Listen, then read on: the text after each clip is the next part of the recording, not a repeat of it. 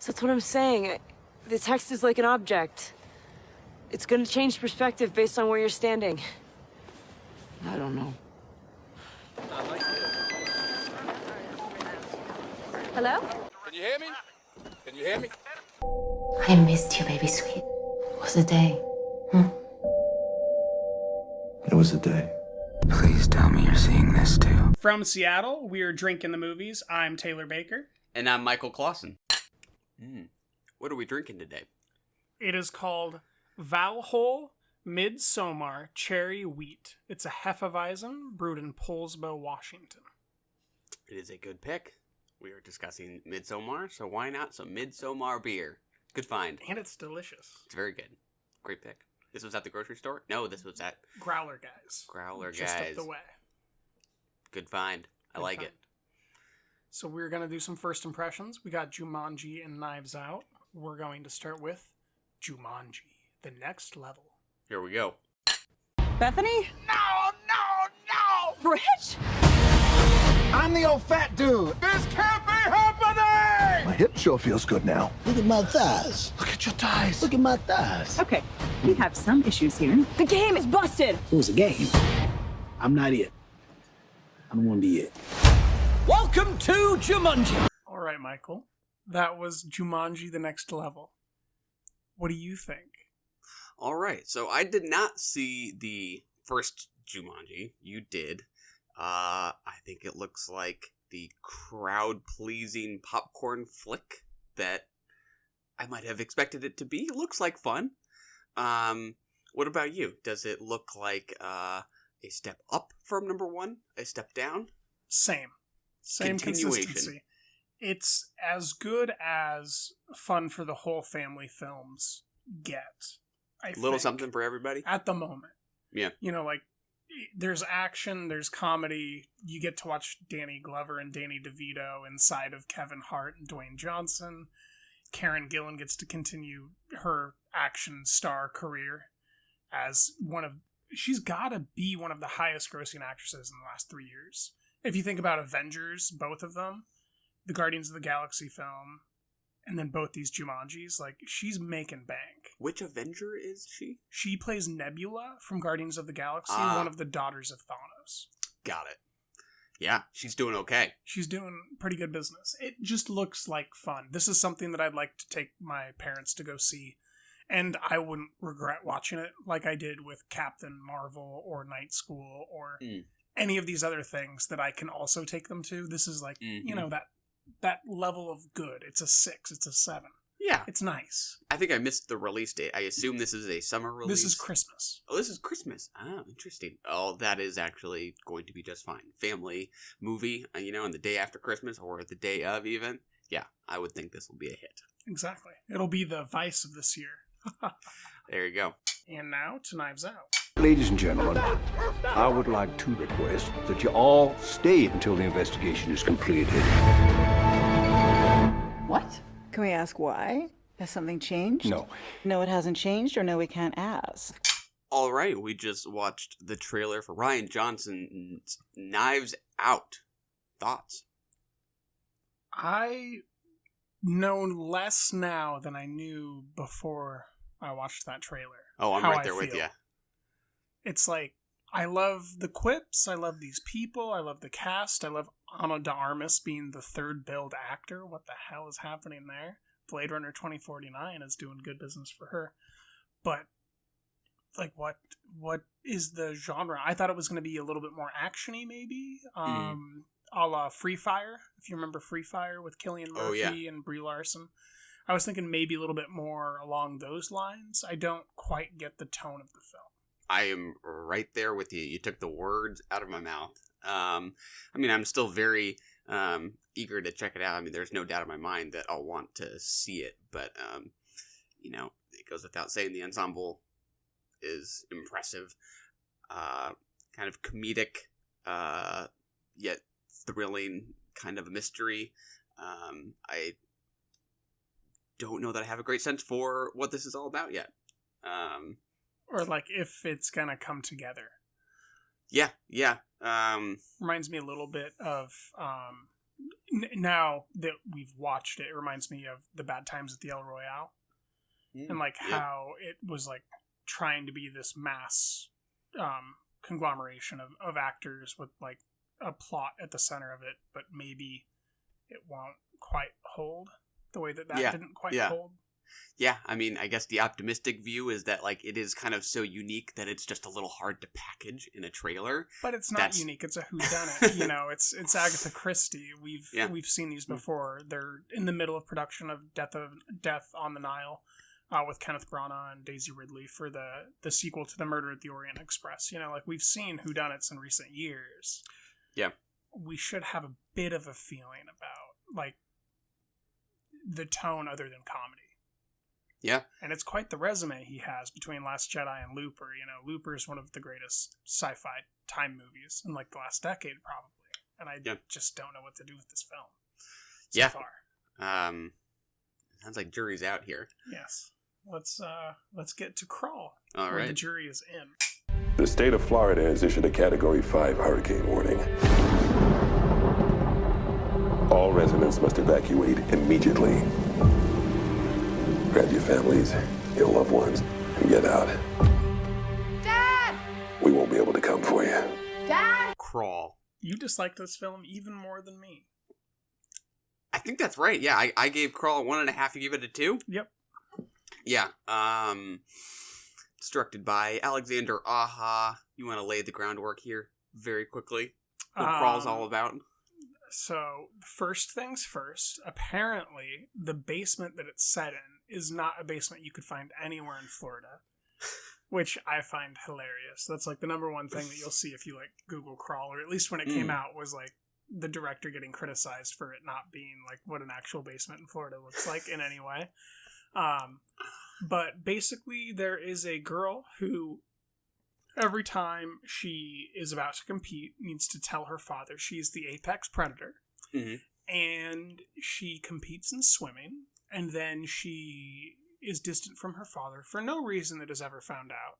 Not really. Not in any meaningful way. And then her father is not answering the phone, and her sister tells her to not go find the father. So she goes to find the father. And then we proceed to see some alligators bite some people and murder them, and then not murder the people who are our main characters, because then they would be dead.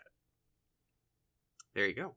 I can't remember if we watched Crawl for first impressions, or maybe we just talked about it after. We talked about it because we watched the trailer for like Maw, maybe. Oh yeah, that could be. It was maybe in front of that. Yeah. I had the expectation that this was going to be a little more, or a lot more, just kind of stylish and like, kind of more sincere than it actually was. You mean that the screenplay wouldn't be dog shit? That is also true. Or do you mean like any level of good camera work? Also true. It does, for one, just look terrible. I thought it just. But then there's like was a moment, painful on the eyes. Like there was one moment in the basement where he's got like that weird staff thing that he's using with the flashlight hanging from it, and it's like lighting the water, and like just that single shot like looks really, really cool. And I was like, oh my god, the whole movie looks so bad. Yeah, like it does. That's what the good cinematography in this movie makes you think. Like, oh wow, this whole thing's shit. Yeah. Just was never particularly thrilled by it. The gators themselves, I thought, looked okay. I didn't have any qualms with them. Yeah. And I think that the actors did do a good job behaving as if they were interacting with CGI. It's always hard when and this is the kind of material that they have to work with. Yes. It's a hard thing to judge, but they also, they could have done better casting wise. Not to speak ill of either of them, but I just don't feel like either was really a fit to drive a project that is so singular and character based. Mm-hmm. Like I didn't feel like anything was true that either character said. Yeah. And that just gets doubled and tripled by the effect of them getting bit again by an alligator and being fine. Yeah. It's the kind of thing that like I really wanted to work, just as like an original screenplay, a creature feature. that you're just not getting like in theaters really that much anymore. That I just wanted to be a little more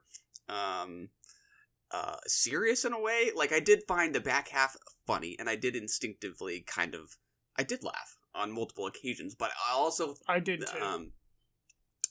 Did you think that was, were you laughing with it or were you laughing at it? I was laughing at the absurdity of it. Right. And I don't know if it knew how absurd it was or not, because it's Sam Raimi produced it, and I don't think Alexander Aja is suited to this in any way. Like, he needs like macabre from start to finish. He can't. I think it should have been more macabre. Yeah, like, he can't do this like weird sentimentality shit. Yeah, none of that works at all. It needs to just be like, there's someone dying, there's someone else dying, and the dying person's gonna go try to save the dying person, and then like have him catalog that. Yeah. Instead of the weird emotionality, and then ending with like the super heroic fucking superhero pose. Yeah, which with is a fade out. It was right about when they get out of the house, and the father's looking out over kind of the water between them and the gas station, and it's swarming with gators, and he says, "I think we can make it." That, the whole kind of audience laughed, me included. And that's the other thing, right? The end credits. The see you in a while crocodile. Oh, right. Later alligator, like... Yeah. It switches in tone right there. And Yeah. it's like, I don't know where they decided to switch tone. Was I supposed to be laughing the whole time? Because they lit it wrong for that. Yeah, I mean, Like, there's a way to light camp, I think. Yeah. And they didn't do that. I agree. I think the first half, kind of up until that point, maybe it's a little over halfway, is played very straight. And then as soon as that came around and she's out swimming the gators, I kind of felt like it was trying to sort of take advantage of that instinct to laugh at it, in a way that, like, I'm like, I don't know that, like, you're doing this with any conviction anymore. And you're kind of, like, trying to... And, like, should I have been laughing at the sets? Because, like, I like, started to think I should. Yeah. Like, just at how set it looks. Yeah. Like, it's so clearly a fucking set. Definitely. Right. Very, very... And, like, you can clear. seriously see, like, the fan blowing water at one point. Like, I swear to God, the fan must have been edited in post, because you can see where nothing's happening, and then all of a sudden, like, over here, like, about 3 feet away from it, there's just jetting water that's falling down. And it's like, there's clearly a fan right there. Yeah. I was thinking back to our camp episode, and when we watched and talked about, it was Love in the Time of Monsters, yes. Right? And how a movie like that, I was initially a little skeptical about, like, how it was intentionally being camp. I was like, I don't know how well intentional camp kind of works.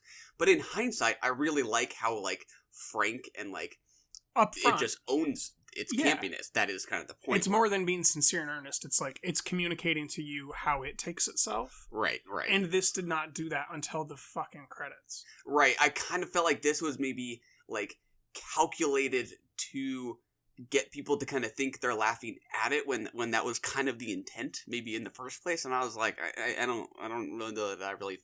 I do kind of question that. Like, how much is just packaging after they realized what they had didn't work. Yeah. Yeah, maybe, like, what was the original vision versus where they kind of ended up. And, like, when did Sam Raimi visit the set and go, oh, we need to... Yeah. You've seen some of his other movies, right? Sam Raimi? No. Alexander Aja? Hills Have Eyes, right? Yeah, I've seen The Hills Have Eyes, and it's an incredible film still. And I think that I watched High Tension a long time ago, and I just don't remember it, but I think he wrote that film? I can't remember.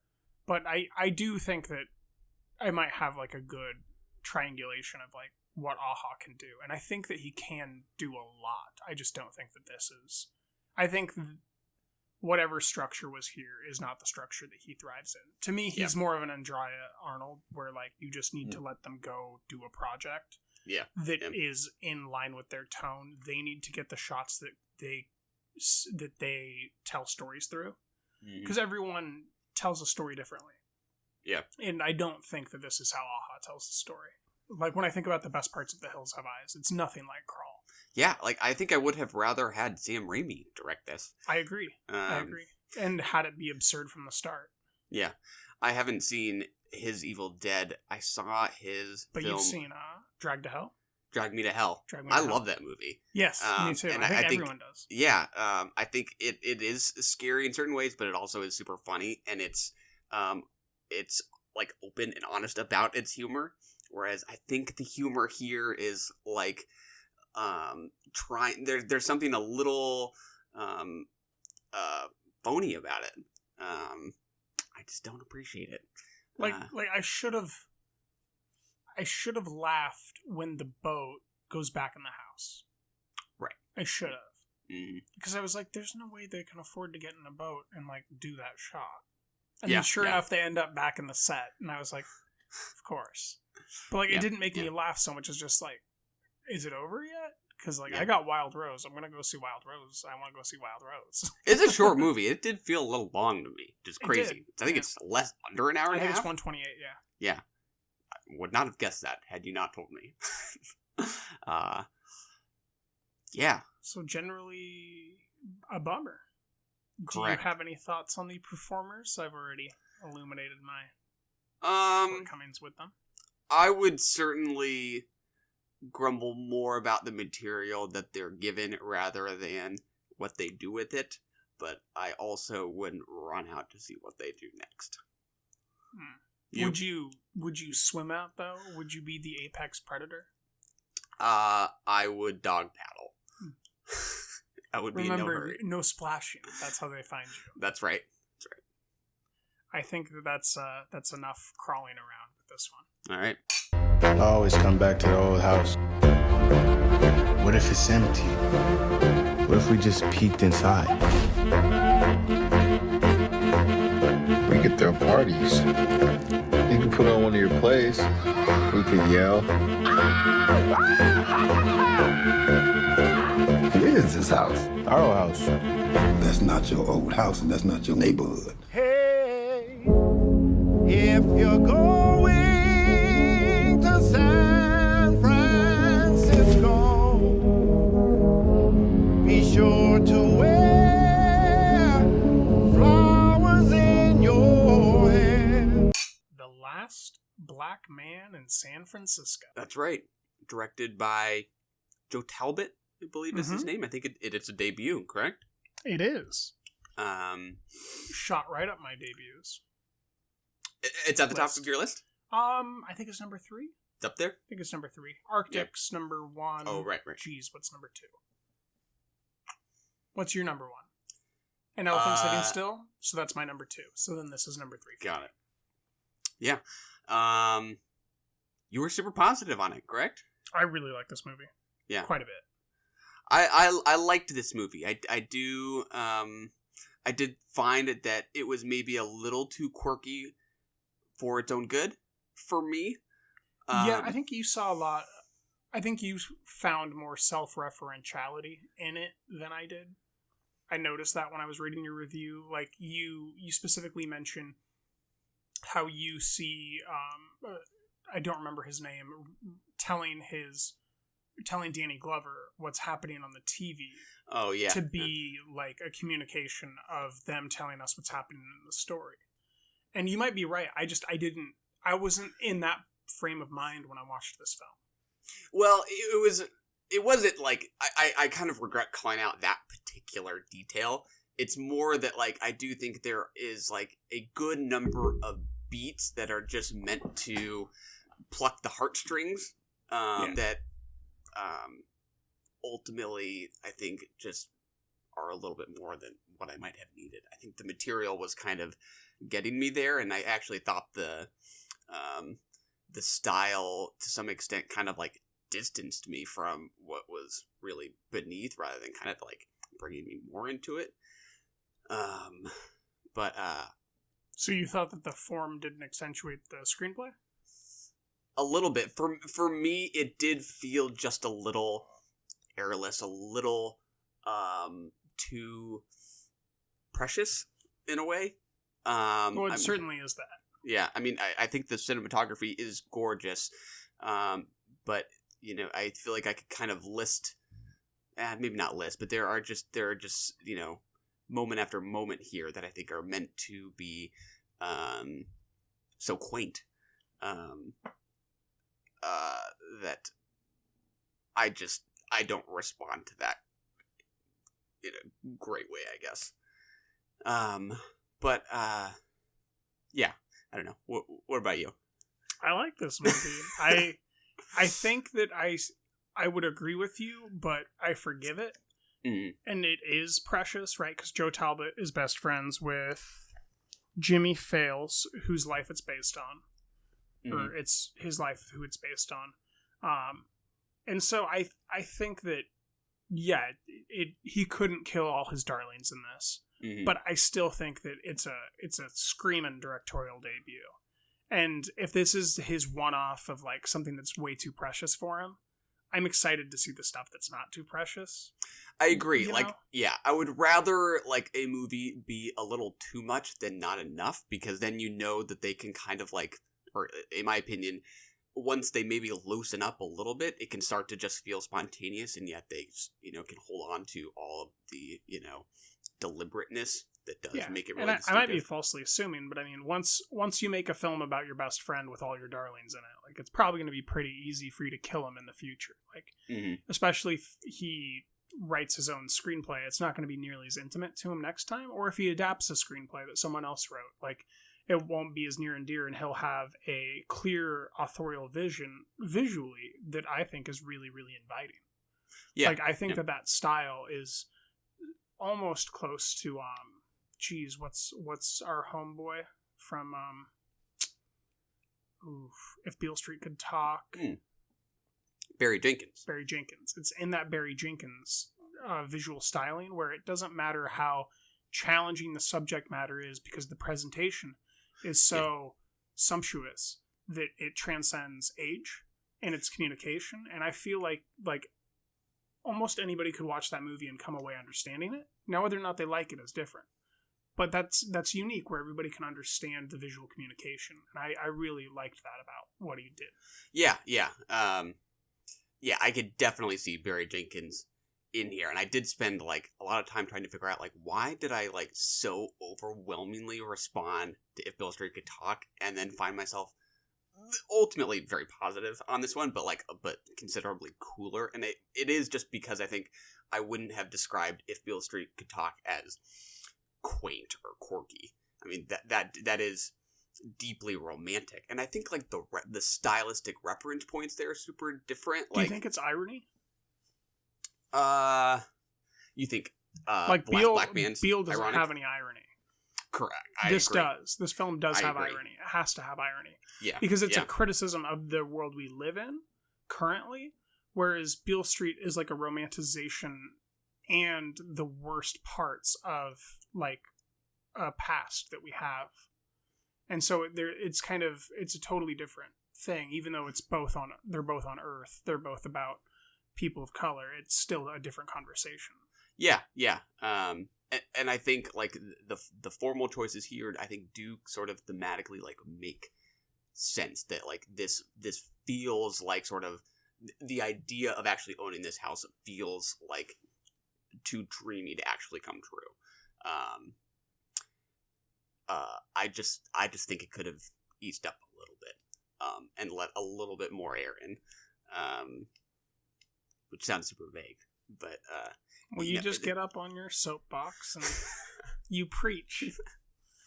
Yeah, I think I've also heard people say it reminds them of Spike Lee. I think that's the kind of thing that sounds like Spike Lee, when you get those touches like the guy in the soapbox, and you feel a little more anger in this movie. Mm-hmm. That feels more like Spike Lee than the romanticism of Barry Jenkins. Yeah. But I mean, I would say even more than those two, like the quaintness of it makes me think more of like a Wes Anderson in terms of its production design and that kind of thing. Especially when you're in the house and you're seeing some of that old-fashioned decor and the performance that the friend does, Montgomery. That felt Wes Andersonian to me, but in a more sentimental kind of way. I think. Like I think you could say it's Wes Anderson-esque or whatever, but like it's still classic though. Like one guy playing two characters. It's a one-man show. Like it's it's deeper. It's more artistically. It's got more artistic history than Anderson's filmography to me. Yeah, like it spoke to me quite a bit deeper, especially the just the subject matter of like someone dying from a gunshot for no good reason. And then what's the line that Jimmy Sales says or fails? People aren't just one thing. It's a great line. It is a good It's a line. showstopper. Yeah. There are a couple of those. The one on the bus, right, when he's talking to the girls, talking about I forget You how he can't leads hate up it to if you don't love it. Yeah, that's the punchline. And it is like it does feel like underlined as a punchline, but I also felt like it earned it. I'm like, that works. Yeah, You're right. And like the way, that bus scene was shot, like that had some vibrancy to it. That had like a percussiveness where it was like I see something deeper there that I'd like to see Talbot do again and again and again. Like he's good at rhythm. Yeah, when it's not too precious, and that didn't feel too precious. I would agree. Like it's that is definitely one scene that I think worked better for me than maybe some of the skateboarding scenes that are a little more swoony. But it's pretty cool the first time that he jumps on the back and there's two of them skateboarding. And it like, is. What the hell am I watching? It is, and it isn't for me. It did feel just a little sugary in some way. Little Trubik.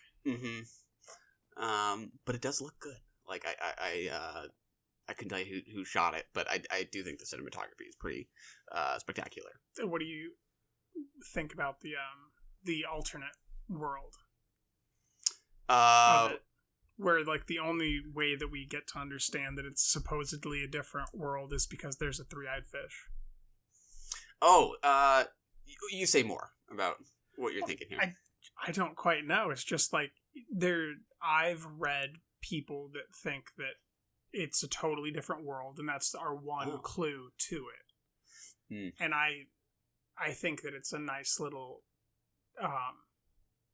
it's like a get out of jail free card almost for the film, where it's like we have three-eyed fish in our San Francisco Bay. And I also think that it's maybe a criticism of San Francisco currently, and like the trash and the waste and everything. Yeah, that was my interpretation, was maybe too literal, just that it was from the waste. Yeah, right? I guess that's what the soapbox guys preached about, right? Is the nuclear waste. Yeah, so I think that is what people point to, and then they equivalent it with Sorry to Bother You. Oh yeah. And to me, I mean I get the correlations there, but it's more blind spotting to me than it is Sorry to Bother You. Yeah, I would agree. Yeah, it is kind of funny how like overtly all three of those movies are using like their individual styles to try to make the point. Like about class in California. Yeah, and gentrification. It's interesting. Yeah. I'm almost kind of ready for like a more realist take on this, which is weird. I'm usually one to not maybe go that direction and kind of prefer something that is using its style in a really specific way, but there is something like so real about the issue, like I kind of want a realist take. Not that the content here is unrealistic. And when you say realist, do you mean like a Ken Burns documentary, or do you mean like a Steven Soderbergh realism type of a film about it? Yeah, it's a good question. Who would I want to direct? Definitely not a documentary. I mean, I do want something artful with characters to get into, like, you know, the emotional truths, not just the social truths. You know, I can read. Truth. We get that in the news. Well, maybe that was maybe a little too much. That was reaching. Yeah. But yeah, I don't know. Someone whose style is just pulled back a little bit more. No one comes to mind, though? Not really. I'm trying to think about, like, the real, like, social realists of American directors right now. I'm kind of blanking. Any would come to mind? For me, I mean, Soderbergh's always been the guy that I see doing any project with realism. You know, like, it won't be real, but it'll feel real. Yeah. Then maybe like a Joe Wright. Oh yeah. See him. I think of him as kind of a dramatist, and a good one. Maybe like a Jeff Nichols. Oh goodness! I mean, he's a little bit more of. You can't put Jeff Nichols in California. I know that's not really his. It's not his geography, I guess. No, he's the middle of America. Yeah. I don't know. I still like it as is. Definitely positive on it. So what do you think about Jonathan Majors? Jonathan Majors is the friend, correct? I do man like who does the two-man show. Jonathan Majors is very good. I think most of the cast is very good. I like. Is Jimmy Fallon the actor in character? He's the lead actor. Yeah. Who departs. Yeah. I think they're both super good. I agree that they're both super good, but I will say Jonathan Majors is like ultra super good. Like, he's amazing good. Like, he might be my MVP of the year good. Ooh-wee. He's very, very good. I praise. The emotional communication that guy does with his face, and just the way that all the wrinkles and like he makes the whole face work for him, and when he says things, they feel. I don't know. I'm very excited by him. This has been a good year for actors that I've not seen before. Yeah. Which he's not new, but he was new to me, right? Yes, exactly. I don't think I've seen him in anything else. Definitely a high note, no doubt. All right, are we on to Chernobyl? On to Chernobyl. Let's do it. I'm pleased to report that the situation in Chernobyl is stable. In terms of radiation, I'm told it's the equivalent of a chest x-ray. No, Chernobyl is on fire.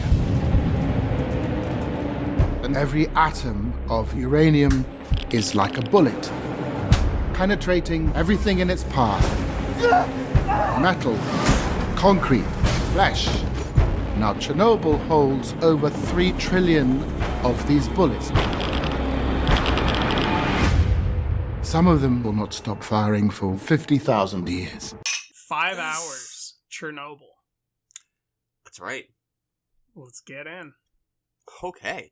We're both pretty positive on this, I believe. Yes, 4.5 from me, 4 from you, if I'm recalling correctly. That is correct. Watched it. I did 1 episode on the first day, 2 the next day, 2 the next day. How about you? Stretch it out? Or did you binge it? I watched episode 1, and then 3 days later watched the rest of it over 3 days. Yeah. But I would just leave after a scene was done. I wouldn't necessarily finish an episode. I like to let miniseries, I like to try to test the mettle of miniseries when I watch them by watching them in a way that they weren't purposefully broken up. Mm-hmm. I feel like that's like a thing that I've learned to do as a taste test of like how cohesive is the vision, and the vision is very cohesive here. Yeah. Because like, how else are you gonna know? Like, the endings with Chernobyl episodes are so good; they're so emotional. And the transition into the next episode, like, that's where you figure out how good their transitions are. And that's how I found out Mad Men's transitions are, like, the best. Because the end of an episode will directly play into the following episode, even though those things aired a week apart. Oh, yeah. It's very satisfying. That's one of the lessons I learned. Yeah. Yeah, I thought it was very solid. I'm maybe a little surprised with, with the praise it's gotten. I am most definitely positive on it. I agree.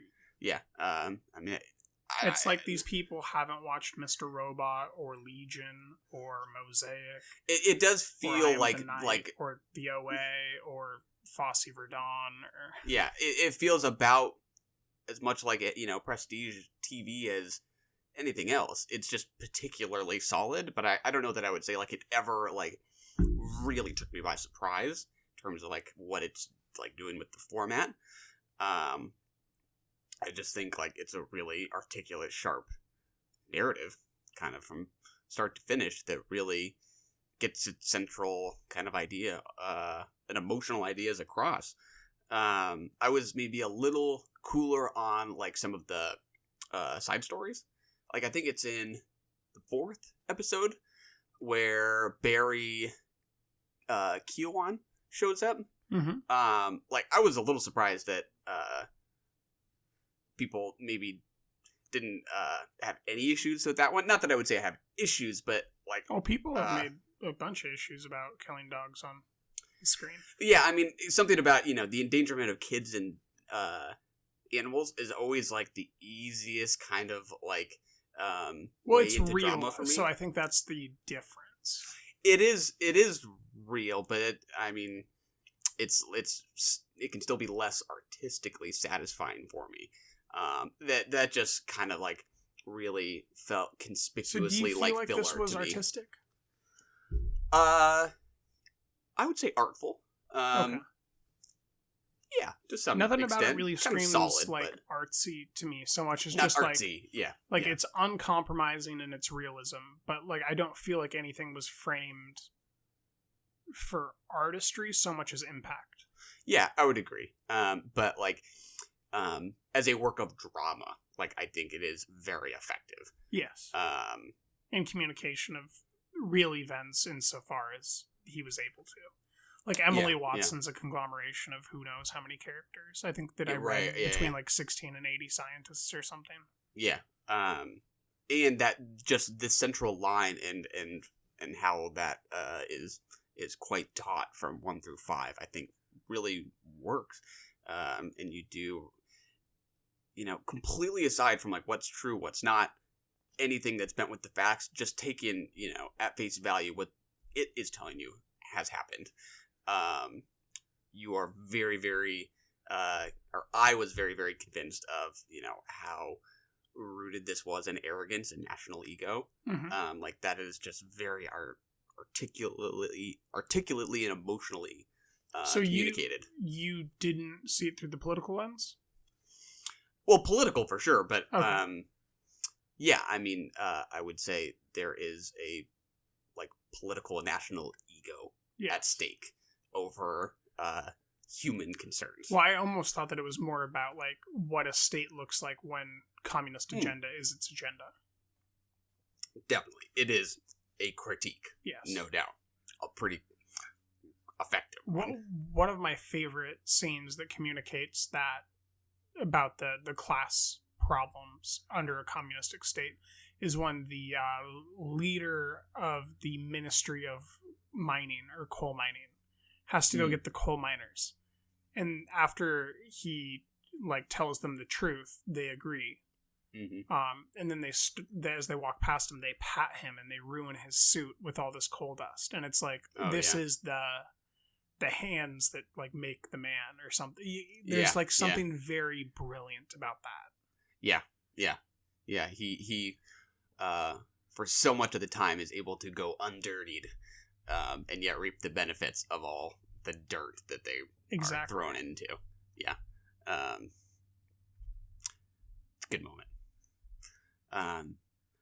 In terms of like the artistry, I think I did actually really like some of the sound and some of the score, and just kind of how often the score and the sound design kind of blend together. Like, you're kind of hearing that Geiger counter on the score. Yes. Sometimes it just sounds like static to me, which is, sort of like thematically is about like how sort of isolated and cut off these people are. I thought it sounded good. Like this would be super immersive, particularly if you saw it like with great sound. Yes. You would be really in this area of loud destruction. Yeah. Which was all pretty great. So, performance-wise, let's start unorthodoxly with Beast's Jessie Buckley. What'd you think? You hadn't seen her in a hot minute. That's right. I haven't seen Wild Rose yet. Eager to hear what you think about that, but we saw her in Beast, right? I thought she was great. Last year? Yeah. Was it? Yep. She's the one who just seems to keep breaking out. Yeah, super solid. What'd you think? Very good. I don't know that the cues by the camera necessarily like kept me in line with her. That side character stuff, like I feel like I got to know Barry better in his brief time, like what he was about, who he was, the complexities that faced him, who those people were wrapping the metal around their groin for the radiation. Then I did feel like I got to know Jessie Buckley, but I thought that her performance was very good for what she was given. I would agree. I think that thread kind of does exactly what you expected it to do, for me at least. But she does the very best I thought she could with it. And how about Stellan Skarsgård? Awesome. I thought he was great. He's always ready to celebrate. I do think he's this funny counterpoint in a way to Jared Harris, who we'll get to, and how every time it seems like Jared Harris still can't bear to lift his head up off the table. Stellan's like, ha ha, we did it. And now, he's this source of like a little too eagerly optimistic sometimes. I liked him. So what do you think about the pivot then? It's either in episode 5 in the beginning or near the end of episode 4 when we find out that Stellan has known that they've been tapped the entire time. What do you think? I think that what you were just talking about is a lot for show for the Communist Party to keep his position, because he knows that he knows how bad it is and that he's like the best man who's capable for it. Basically, that whole Jared Harris speech that he gives Stellan at that point, I think in episode 5, where he reassures him and tells him, like, you were the best man for the job. You're the only one who listened. You're the only one that let us do our jobs. Yeah. They work together super well. Yes, they do. Great back and forth. Great chemistry. Yeah. And Jared Harris himself, thoughts? Amazing. That's why I was saving him. I wanted to get to Emily Watson first, but we could do Jared Harris. We could do Jared Harris. Let's wait. Let's build the suspense. Okay. Emily Watson. She did more for me here than she did in Synecdoche. Oh yeah, I would agree. I think that she got to take more ownership and like more. She took up more space here. The way that it was shot, like she commanded attention in this project, I guess, and just I don't know. I there's something about the way that she got to exude this character that it just I was like, fuck yeah. Yeah. In a way, it would be a little easy to oversimplify that character as sort of a representation of like righteousness, and the voice of all wanting scientists. To do right. Yeah. But I never questioned her commitment to wanting to do this right and to sacrifice herself for it. Yeah, and that she truly. Like, the things she was saying felt real. Like, if she could say to the committee and have them hear the way that Jared Harris could, then she would. Yeah. But she still tried in the court scene, like that's, I don't know, there's a great energy to her. Yeah, agreed. And I would think that's just hypothesizing. That's just extra difficult when you don't have a clear reference point, and she is this amalgamation. But also maybe you get more freedom. That's true. I mean... Because I don't know if that's harder or easier. Like she's trying to honor all these different people, but also like put her own stamp on it. Yeah, she has the opportunity to create a little bit, which is interesting. Now back to Jay Harris, the very big man. Good. Very, very good. So good. I've, as you know, recently finished Mad Men for the umpteenth time. I'm in the middle still of watching The Terror. Jared Harris is everywhere for me, and he's just so impeccably good, so consistent, so he's emotional, but he's strong. He's like Emily Watson in that he commands presence, but he doesn't take up space so much as draw you to him. Yeah. And it's interesting because like a lot of what he is tasked with doing is explaining things. Like in a way that is not the most thrilling, kind kind of content to, but to work it's with. his reaction and the way that he physically manifests that explanation. That, yeah. Like when in episode 2, when Skarsgård asks him to tell him what a nuclear reactor is. Yeah, yeah. And how he like gets kind of passionate about it and like explaining it. Yeah. And then Skarsgård says, "Well, I don't need you." The way that he reacts to that is everything. Yeah, yeah, yeah. You can always really see in his eyes him thinking, okay, how can I simplify this for you, in a way that is not too obviously just for our benefit. He is really trying to get these people to understand. Yeah, very convincing. He's just transformative. Like he becomes, or rather, I project onto him who he's playing. Like he's no longer Jared Harris. He is Jared Harris, who is this person. Yeah. Yeah. In a very unique way. Where like Michael Shannon just is Michael Shannon. Tom Cruise just is Tom Cruise. Jared Harris is whoever Jared Harris is, in addition to being Jared Harris. Yeah. Yeah. I haven't seen him in much else recently. But just solid. If HBO realizes what they just had, they will probably greenlight a project with him very quickly. I'll hold on to it, no doubt. Anything else? I feel like there's probably a lot else, but it's big. It seems like a natural stopping point. That way we can get to the shiny part. Let's do it. Let's take a trip. Dude, she needs a therapist. You've been wanting out of this stupid relationship for like a year now. And don't forget about all of the beautiful Swedish women you'll meet in June. Okay, guys. That's not her again. Seriously? Babe, what's happening? Danny. I was so very sorry to hear about what happened. I'm sorry.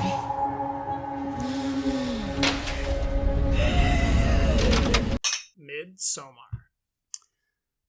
Last title of the episode. The second feature from director Ari Aster.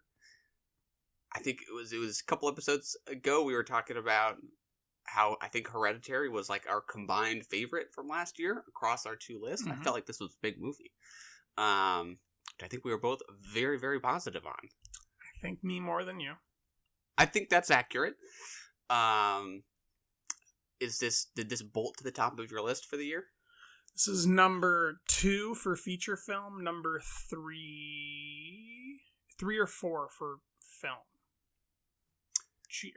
In total. I'm trying to remember. Arctic might be above it, so it'd go Arctic, above it, and above that is the OA, and above that is Fosse Verdon with Climax. But I haven't seen Midsommar for a second time. Climax is the only thing I've seen 2 times and 3 times on my list. 3 times? I've seen it 3 times. Oh, I didn't know that. Okay, so you got a deep familiarity with that one. Yeah, like I know for sure what Climax is to me, and I don't like the 2 that could keep going up are Midsommar and Don Quixote, whereas I think that everything else is subject to falling. Yeah. They got room to go. Yes. Up. All right. So I would like to open this with a quote from Will Poulter. Oh, okay. On the Empire podcast. Oh.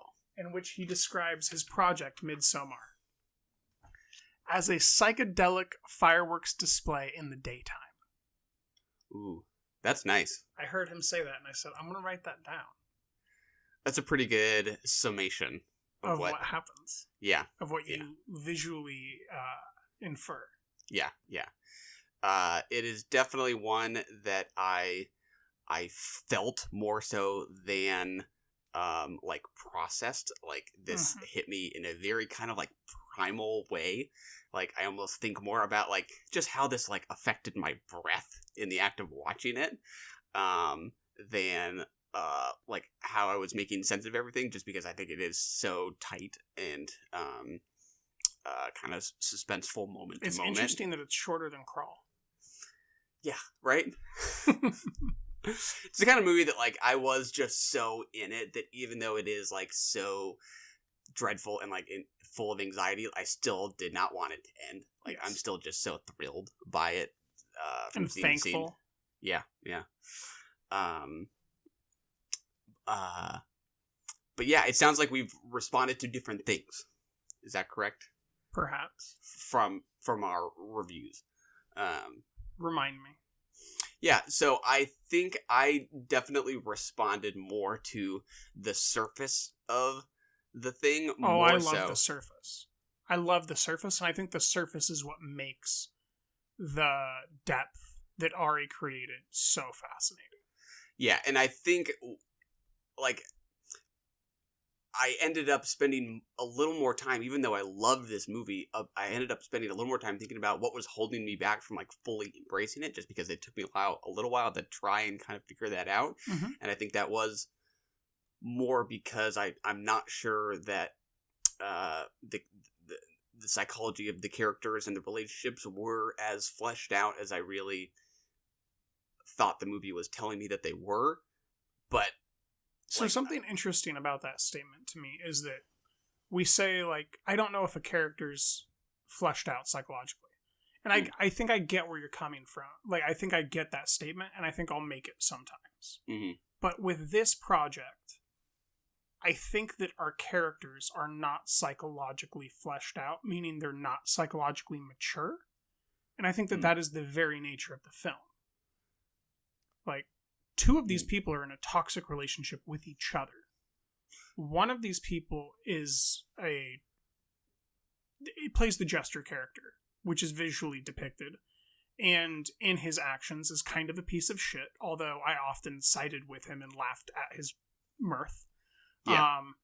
The Cheaty, who I only know as Cheaty, but it's Cheaty. You know who I'm talking about. Yeah. He seems like this very good fellow, but he's kind of a piece of shit. Like, ultra competitive, very egoistic, like, wants to own his thing, doesn't want anybody else touching his thing. And then our most agreeable character, who is the fellow who invited them, is actually the most nefarious.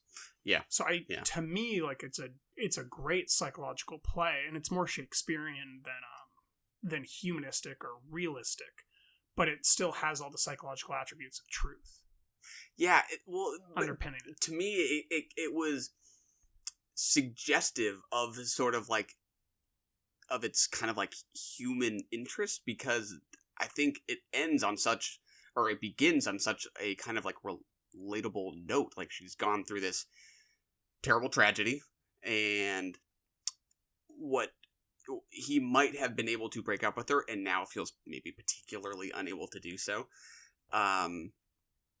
But, like, whether or not I can characterize it as toxic, like, I don't know that the movie gave me enough to really, how do I say this? I think there was just too much, like, passiveness between them. I agree. For me to really describe it as toxic. Like, he forgets, I'm not saying he's a good boyfriend, I think he's a bad boyfriend. And I think that's the genius of it. Because I think that a lot of people that are in toxic relationships right now also are doing that. They don't know that it's toxic. It's this passive thing where they feel it and they don't know it for sure. And you never know it for sure while you're in it. Or if you do, you're working out when to break up. Yeah. Right? And so that's why, to me, it speaks to a deeper truth where it's like, because we are stupid, because we are selfish, because his moment of saying, I don't know if I can do better than her. What if I want her back? That is deep truth, where it's like, maybe he's not with her because he loves her. Maybe he's with her because he's scared. And maybe he's too immature to say that. Yeah, but I don't know that I can realize that. I don't know that there was enough, like, substantive interaction between them that I could really point to anything and say... And that's the other thing. There's no interaction between them. Right, like, and I think that's evasive. I think that's less satisfying to me. Like, to me, that's like an evasive way. You want it more upfront. It's an evasive way of maybe making a point about the passive nature of a relationship, when the ultimate point is maybe about transformation. Is it, though? It sounds like you don't think so. I think that this film is as diverse in its in how we choose to interpret it as we choose. I think it's like Mother. I think it's like It Comes at Night. It's largely whatever you want it to be. The one thing we know is that it's about death, and it's about perhaps cult, if you'd like. It's definitely about ritual. and it's about how we feel. But I think that I won't even deign to assert that the film happened after she drinks the first thing of tea. There's no evidence that that's not just a mushroom trip for her. And that's the other thing that I like about this film. Like, it has layers and layers and layers. Is that what you think it was a trip? I don't, but I think that it could be. And I think that's why I like this movie, because it has that many layers. Because, like, I still have to get a rune book out before I go watch it again so that I can brush up on what all the rune meanings are and figure out which ones are upside down, which ones are straight up, and try to actually interpret the movie. Because, like, when they're sitting at those tables, those are lined up in a rune. And I want to know what that rune is, and if he changes the way he visually depicts it before Will Poulter gets led off into the woods and killed. There's a lot to this thing. There's a lot to it, and I think that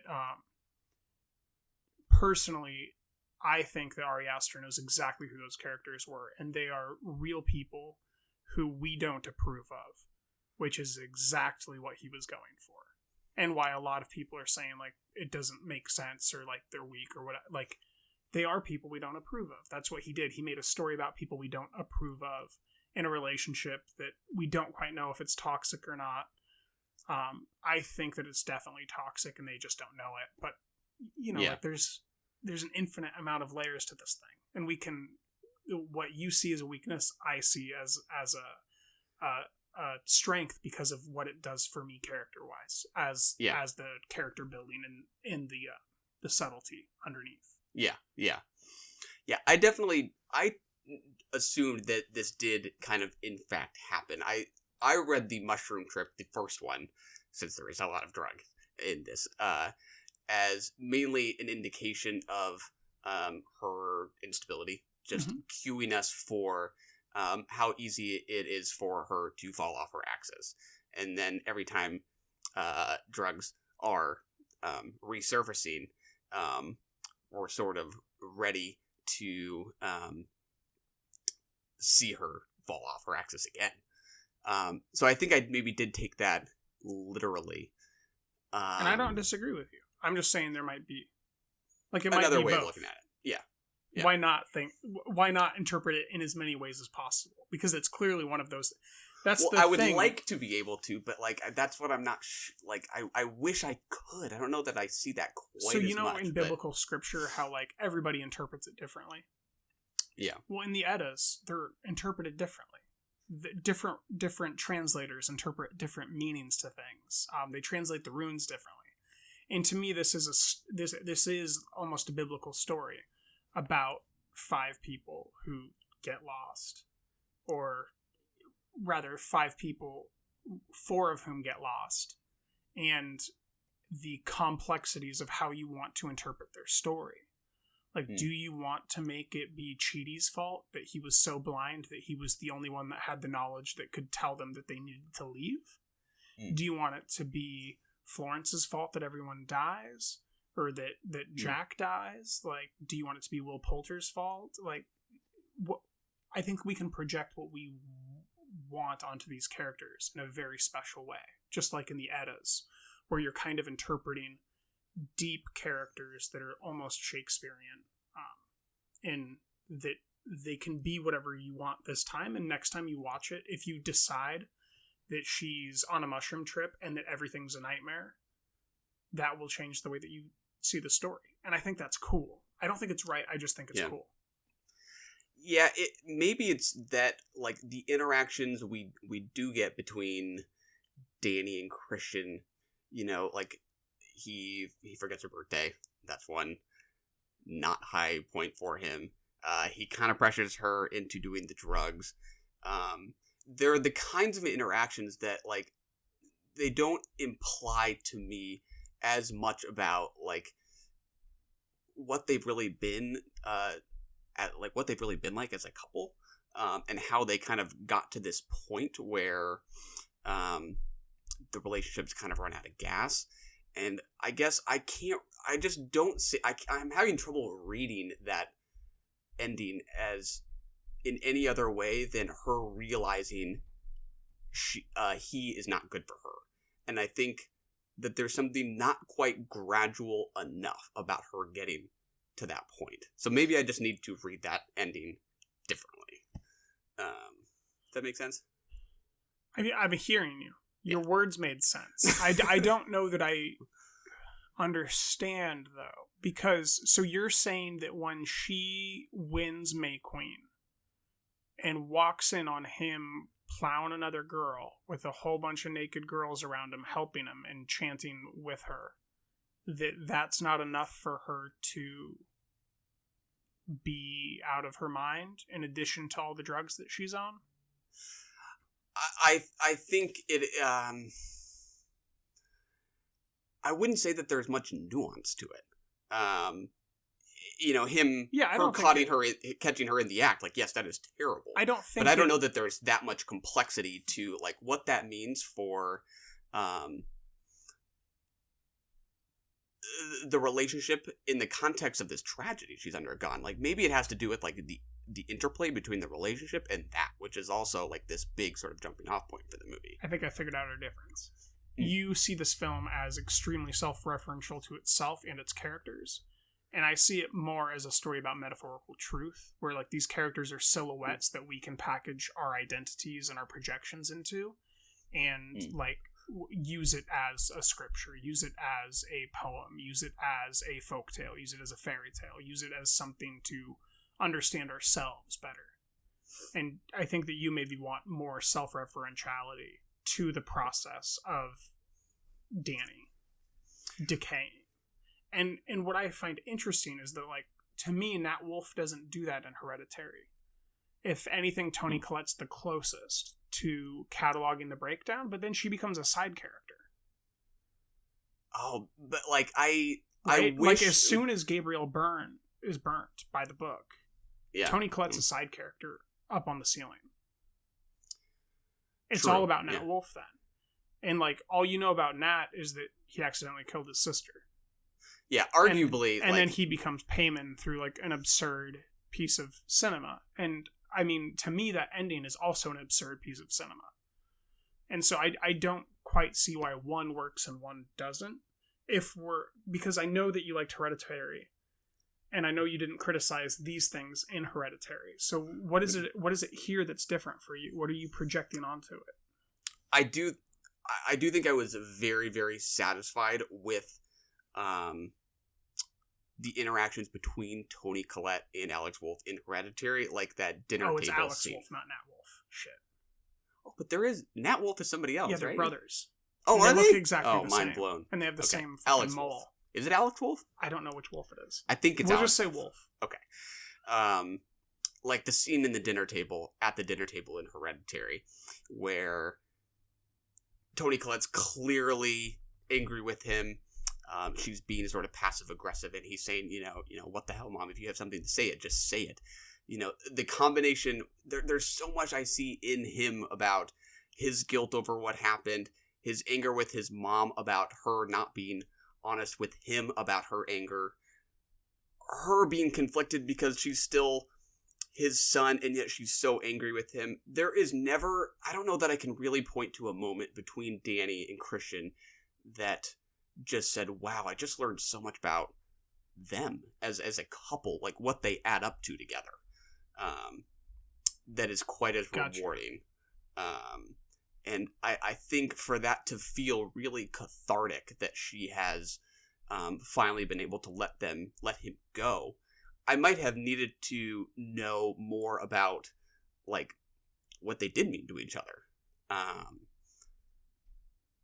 Well, I think we know what they meant to each other.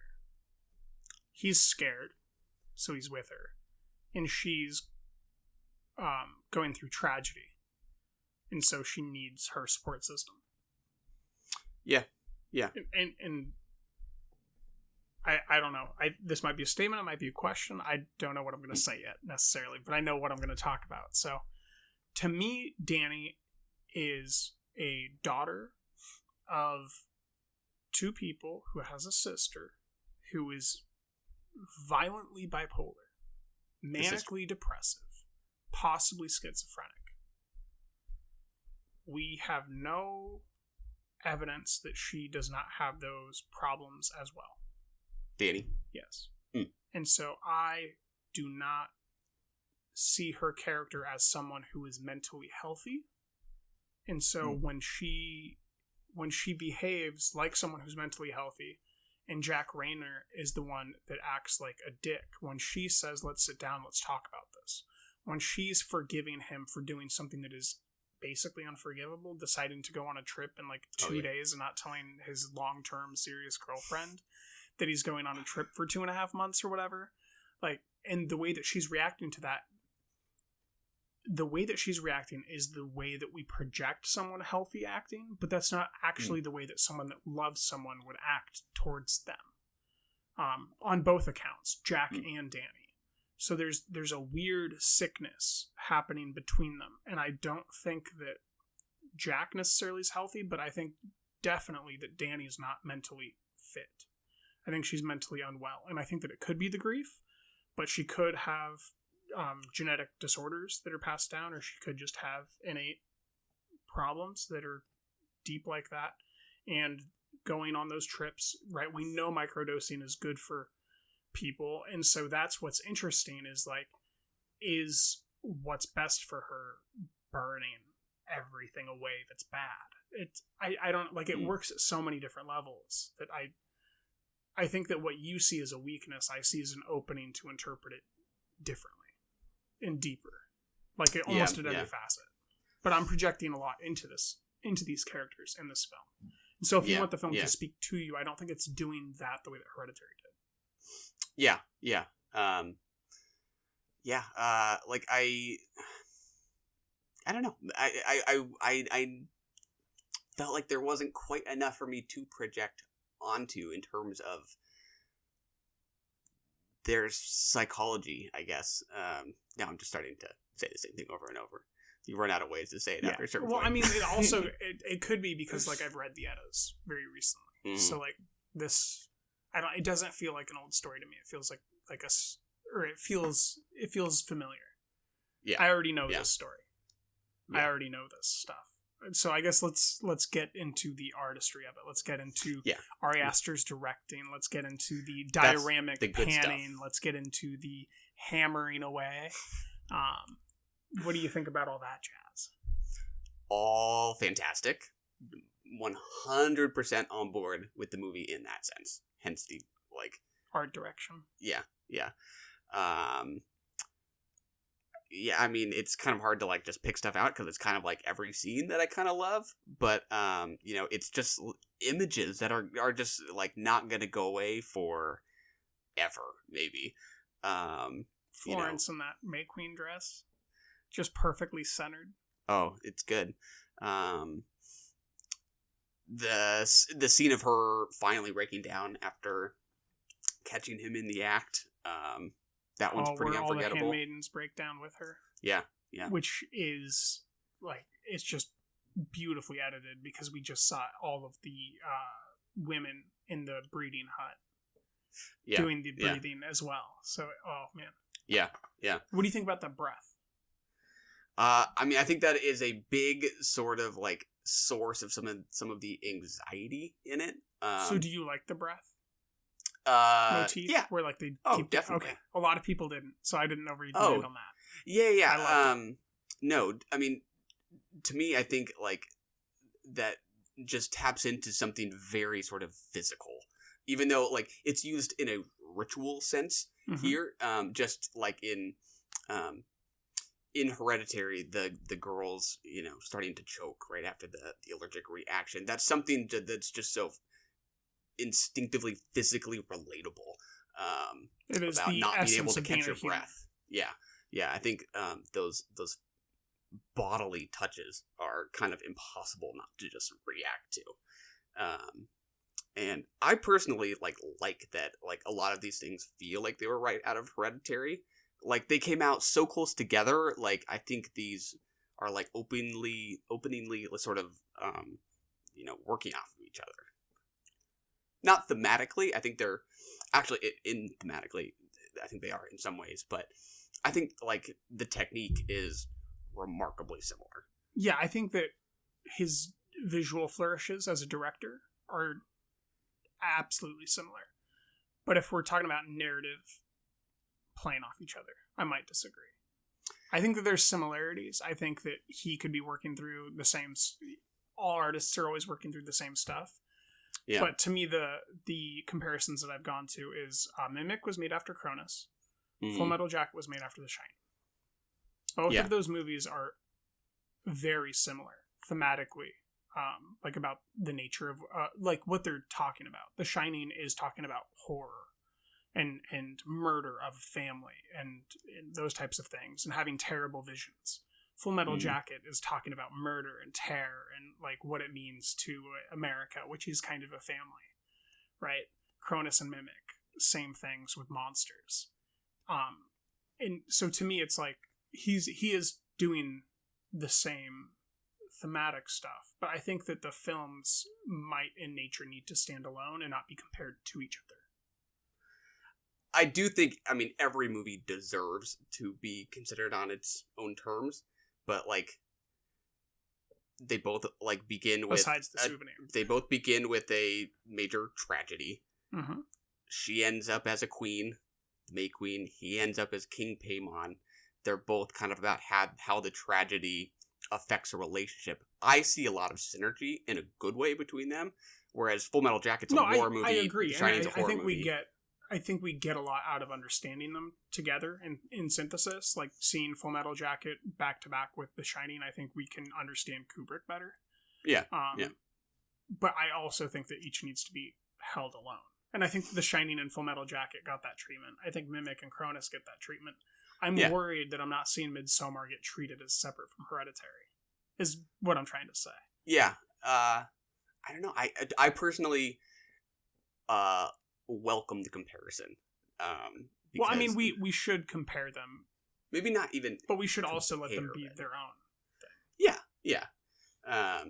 But, like, I wouldn't feel that compelled to watch The Shining after watching Full Metal Jacket.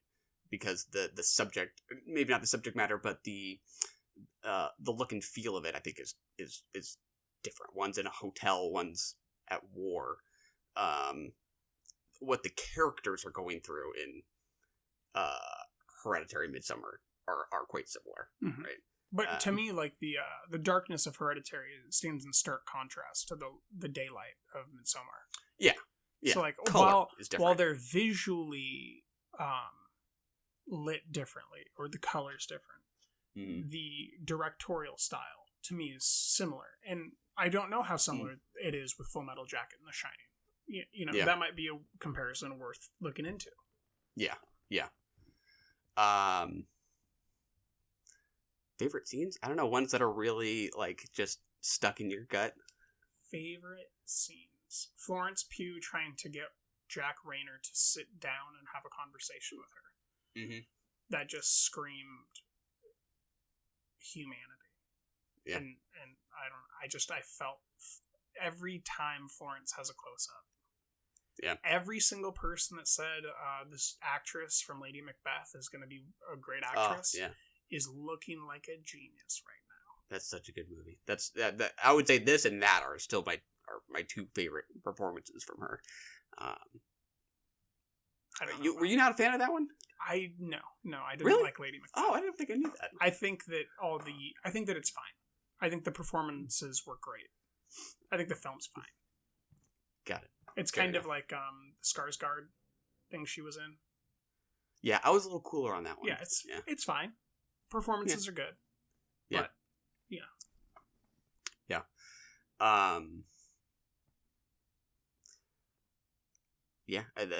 Chidi getting smacked in the face. Chidi got clapped upside the dome pretty hard. Also the Blood Eagle. The British guy who gets opened up. Mm-hmm. Looks real bad. I think that just because it feels like a moving tapestry where I have a hard time separating things, I think, in this movie. To me, it's all woven together. Yeah, that's so funny you say that. Like, I think I felt that way about Hereditary because of how, like... And you watched Hereditary twice? I did watch Hereditary, Okay. which is fair. And I also saw this 2 weeks ago. We watched Hereditary a year ago. It's a little early, to be getting too into it, but I found like the form to really interact with the content in Hereditary in a way that this didn't do it quite the same way, but the style itself might be even more That's my question. Where exciting. does form end? When you say form, where does it end? Are you just talking about the cinematography and the camera work? No, I think that's production design and... Is it art design too? Yeah, that's form. Okay. Yeah. Because to me, this is the richest. Like, this is richer. Like, if in terms of how in terms of how form and content interact. Yes, and Really in interesting. what comes to pass that was already alluded to in the art that we see. Like, if you remember in the beginning, there's the Edda portrait of the group on each side, and the doors slide open, and that basically like informs the entire story that you're gonna see. Plot wise, yes, yeah, but also it looks beautiful. So it tells you what's going to happen. It tells you the journey, but it also looks beautiful while it does it. And I think that's exactly what the film does. Yeah, which is maybe like, I think I've heard people say that. Oh yeah, what's so beautiful is that the exposition is on the walls, and I like that. At the same time, like it is telling me about the plot and not the people. Well, that's the thing. The people, I don't know yet because I haven't done it, but I'm going to do my rune book and then go in and watch and see how the people are informed by the runes. Yeah. Because there is a lot of rune work going on constantly. Yeah, yeah. I mean, I still like that very much. I would still rather my exposition be on the walls than just read to me, no doubt. As they say, the writing's on the wall. Yeah. Jack Rayner, super good. I thought he was fantastic. I mean, everyone here is good, and obviously Florence Pugh is, I think, the best, but... you cared for Rayner? I think I cared more for Poulter. Oh, he's funny, too. I do like Will Poulter. But... just that nice looming shot of his socks pulled up over his jeans. Oh, yeah, that's nice. Lyme disease is no joke. The comedy. Did you laugh? I laughed so much. Me too. I thought that's one of the other things about this. I think that it was a bit of an investigation into the absurdity of the line between horror and comedy, or like laughter and shrieking or something like that. Like the things that make you want to scream are just a hair's breadth away from the things that make you want to cry from laughter. This is a genius film to me. It has the possibility to be as good as on my list as Climax, and it's probably not going to fall off from the top 10. Yeah, I would agree. I do think in a tonal sense, this is even more impressive to me than Hereditary, because it does walk the line between those so finely. Hereditary is not, I shouldn't say just scary, because it is really freaking scary, but there's like a more complicated tone here. Yeah, it walks a little bit harder, whereas this walks the line. Right on the edge of a cliff, you might say. Yeah. What else? Any other thoughts? So you directly reference Zoller? Yeah. It sure felt like a little Zoller-esque to me. Right. When the bodies start hitting the floor. The use of prop and makeup and just to tell a gore story visually without making it feel like I'm seeing CG, that's totally new. Yeah, I would agree. And to me, like, there is like a little artifice to it in a way that I like. Like sometimes I'm thinking to myself, enough to be okay. Exactly. That's kind of like a separate kind of horror that is trying to be as real as possible to really just create revulsion. I mean, this is kind of revolting, but it's also giving you just enough space to think at the same time. And there's almost like some artistry to the dismemberment, I guess, which is a very strange feeling. Yeah, it's the beauty of the breaking of a dead body. And maybe that's why I like the film so much. Because it's like, it's this dead thing being broken apart. To me, in terms of Jack and Florence's relationship. Yeah. Like, it's the desiccation of the corpse. Yeah. So, do you think she has kind of gone from one point to another in the grieving process? No. Has she gone? I don't think I know yet. Yeah. I don't think I haven't interacted with those ideas. Yeah. I've been mostly consumed by the idea of the film opens on a dead relationship. And one of them knows it's dead but is scared to leave. The other one doesn't know it's dead and everything around her is dying. And then she gets ownership to the point to and sees that it's dead and then kills it. As, birds. Brutally as possible. And I think that definitely consumed that first viewing. I need to watch it a little bit fresher. I think I'm a week in on it now. A week in a couple days. Still hot off the press. I don't know how to interact with that idea yet. Yeah. Of her process. Because I'm not certain that she's mentally well in any capacity. Because people that are mentally well don't have as consistently bad mushroom trips and terrible nightmares as she does. There's something happening there with her, and I don't know that we're supposed to know it, know exactly what it is, other than what we know. I kind of feel like, because I want to get to 100 out of 100 with this, I kind of want to even though I've written all my kind of thoughts on this, kind of just throw them out and try to come at it from a different angle. Isn't it interesting that this is a movie you can do that with, though? I think I hope I can do that. I'm hoping I can kind of put those ideas aside and maybe once you kind of just get onto a certain train of thought, it can be hard to sort of jump off and look at it from a different angle. I really thought, how do I sort of work out what transformation it is that she's maybe gone through here, versus maybe that she's just had a psychotic break. That's a little bleaker. And then I have to kind of work backwards from that. Yeah. But I do sort of like that as soon as this movie ends, I end up sort of thinking about it in reverse to try to kind of make sense of it. So it's fun. To me, when I sat down, it was for some reason with this movie, it is itself, and I'm with it in whatever timing it's on. I'm not bringing any extra stuff to it. I didn't have expectations, I guess is what I'm trying to say. I wasn't waiting for the next beat to happen. I was just kind of letting it engulf me and what it wanted to do. And I think that if I sit back down, I can get back into that.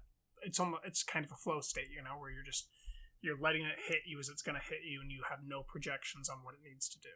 Yeah. In the extended cut that supposedly will be released at some point, I think I heard there's a 3-hour cut that he's ultimately going to put out. That awesome. One, from what he's said about it, I think maybe will get me there, because supposedly he said one of the scenes that was really hard for him to cut out was a scene where she does kind of explode at him. So she gets some agency, and yeah. Right. I'll just be very interested to see how that plays. Now I'm having a thought. Why does this not work where The Souvenir does? In what way? I mean, I do think they actually are really fun as unhealthy relationship movies. Well, they're toxic. Yeah. Relationships where the girls don't seem to be taking enough agency. I had more of a problem with The Souvenir than you did. You're having more of a problem with Midsommar than I am. Yeah. What do you think the difference is for you? Yeah, to me, I think it has to do with the kind of fragmented structure of The Souvenir, and just how much it feels not like this is something taking place for the first time, but that it is something being remembered. So that you might describe Julie as a little passive or naive or willfully blind to how terrible he is. But there's something very satisfying about how I feel the film sort of reflecting on that. That's where the action is. Whereas this, I'm reading this as an artist telling me something about a character. Yes. Which, it's just a different kind of thing. I think that's what it is. Okay. But I love them both. I do. I promise. Which one do you love more? The Souvenir. Yeah. But I did think to myself that I might like Florence Pugh's performance even more. I think I do. Yeah, I find it just that much harder to take my eyes off her, especially at 2.5 hours. Mm-hmm. With some really long takes, like those aren't forgiving. You really just have to be able to trust she's really the performer. doing some of those dancings. Yeah, Yeah. They hit each other pretty hard. That is some gnarly maypole dancing. It is. So, do you think this is one that we'll do a double take on? For discussion, round 2? It's very possible. I look forward to seeing it. I think it will crop up on my list, if not on your list at the end of the year. Very possible. So yeah, we'll have to do a revisit. Maybe shoe in a brief update about where we're at. I think so. All right, that's a wrap. Run! Go! Get to the chopper! We have to go. I'm coming with you. That was brilliant. You're the best and we love you! You know what that means, Michael. It's another one in the can.